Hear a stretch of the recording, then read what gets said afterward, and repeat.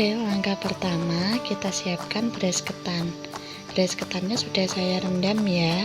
Sebelumnya dicuci dulu, lalu direndam semalaman atau minimal 4 jam.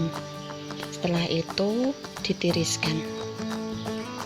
Lalu ragi 2 butir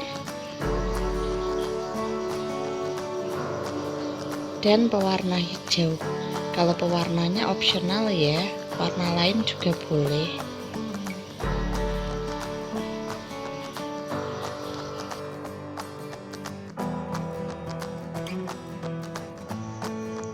Selanjutnya kita warnai beras ketannya. Kita beri sedikit pewarna secukupnya saja ya. Jangan lupa sebelum mengaduknya cuci tangan dulu biar kebersihannya tetap terjaga.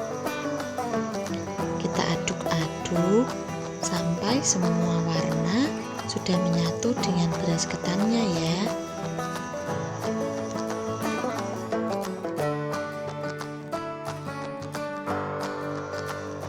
Nah, setelah pewarna dan beras ketan tercampur rata, beras ketan sudah siap dikukus.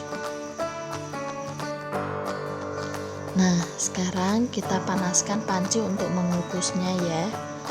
Tunggu sampai benar-benar panas. Setelah itu, masukkan beras ketan yang sudah kita warnai tadi.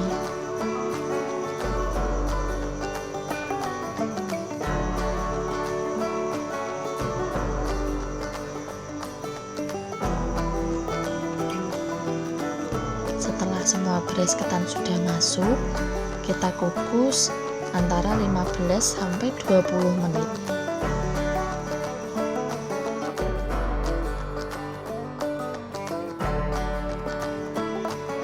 Setelah dikukus sekitar 15 sampai 20 menit, kita bisa matikan kompornya. Lalu kita angkat ketan tersebut, kita pindahkan ke wadah yang agak besar untuk diaron.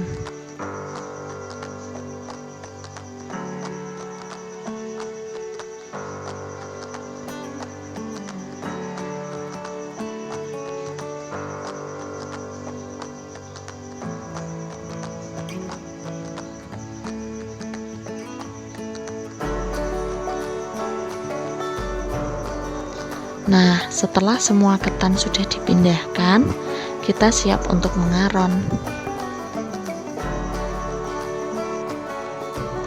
Langkah selanjutnya, kita tuangkan air panas sedikit demi sedikit. Setelah itu, kita aduk-aduk supaya tercampur dengan ketannya. Aduknya sampai ketannya terasa lembut dan tidak berat saat diaduk. Untuk takaran airnya dikira-kira saja ya. Pokoknya sampai ketannya saat diaduk tidak terasa berat. Untuk kali ini saya menggunakan sekitar 500 ml air.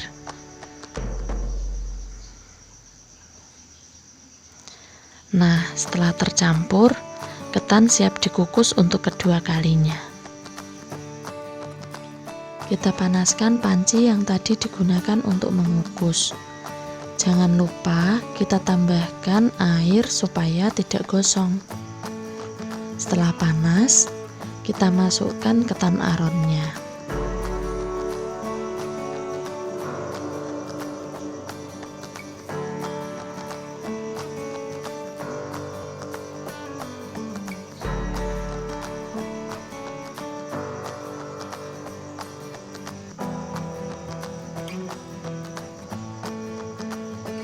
Setelah semua ketan sudah masuk ke panci, kita kukus selama 15 sampai 20 menit ya.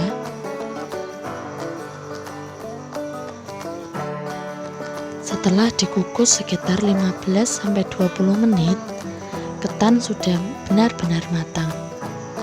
Kita matikan apinya, lalu kita pindahkan ketan ke wadah yang sudah disiapkan. Kalau bisa, wadahnya yang agak lebar, bersih, dan kering ya.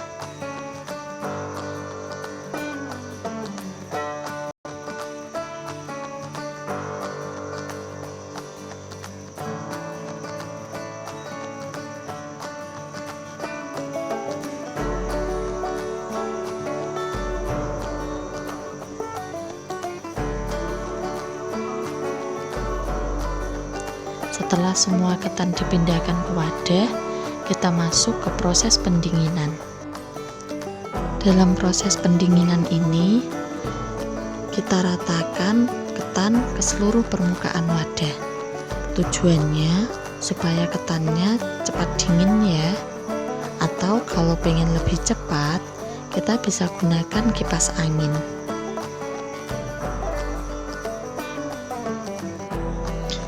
Selanjutnya, kita haluskan raginya. Bisa dengan cara ditekan-tekan dengan sendok atau dimasukkan ke plastik, lalu dipukul-pukul dengan benda yang agak keras. Yang paling penting saat membuat tape adalah saat menaburkan ragi, ketan sudah harus dalam keadaan yang dingin, benar-benar dingin.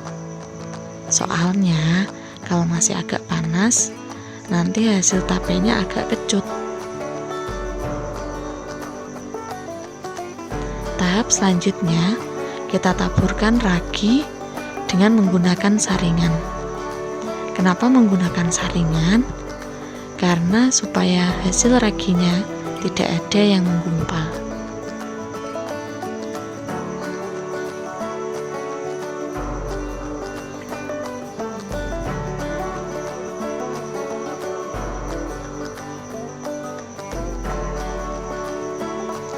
Nah, supaya raginya merata, setelah satu sisi ditaburi, kita bisa aduk-aduk seperti ini. Lalu, sisa dari raginya kita bisa taburkan ke bagian yang belum terkena ragi. Lanjutkan sampai semua ragi habis.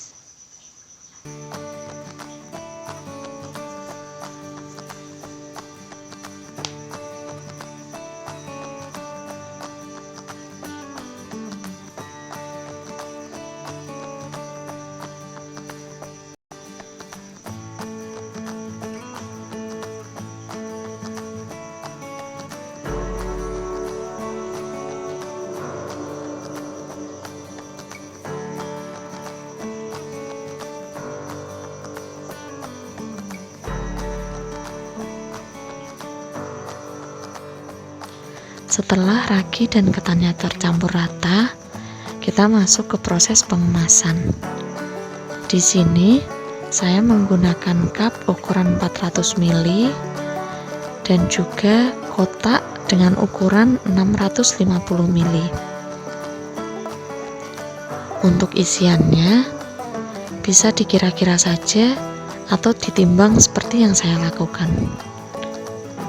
Untuk cup yang 400 ml, saya timbang dengan isian 250 gram.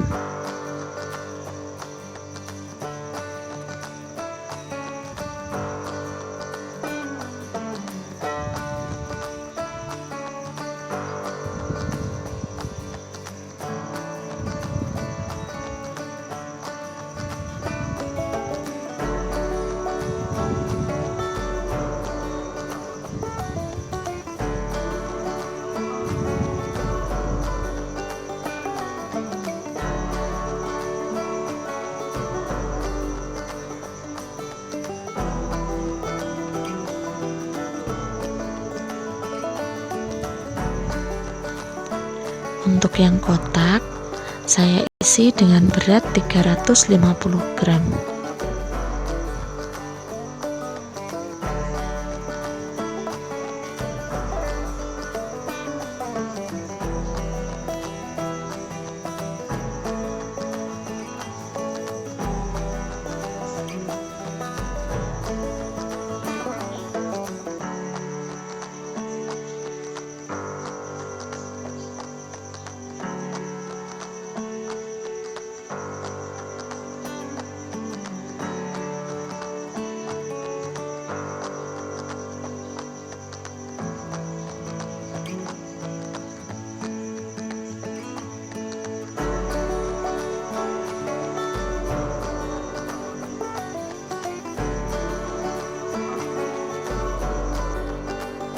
Setelah semuanya sudah tertata dalam wadah, tinggal kita tutup satu persatu.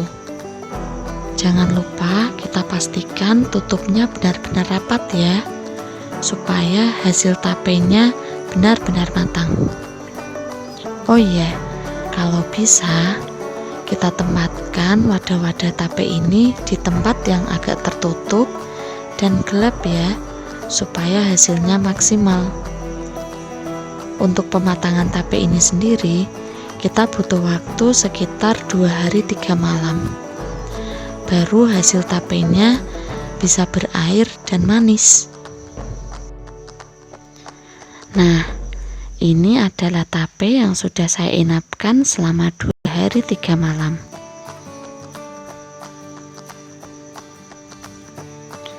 Bisa kita lihat hasilnya berair banyak sekali. Ini adalah tanda bahwa tape benar-benar matang. Untuk rasanya manis sekali. Padahal saya tidak menggunakan bahan pemanis apapun.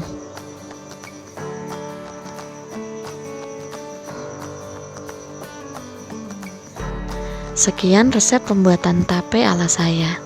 Semoga bermanfaat. Jangan lupa klik like, share, dan subscribe, karena subscribe itu gratis. Sampai jumpa di resep berikutnya. Terima kasih.